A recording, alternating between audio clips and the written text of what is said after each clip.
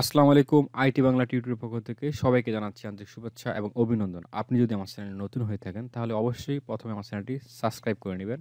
আর সাবস্ক্রাইবের পাশে যে বেল বাটনটি রয়েছে, সেটি একটি ক্লিক করে রাখবেন। তাহলে সবার আগে সর্বপ্রথম আপনি আমার আপলোডকৃত ভিডিওটি দেখতে পারবেন।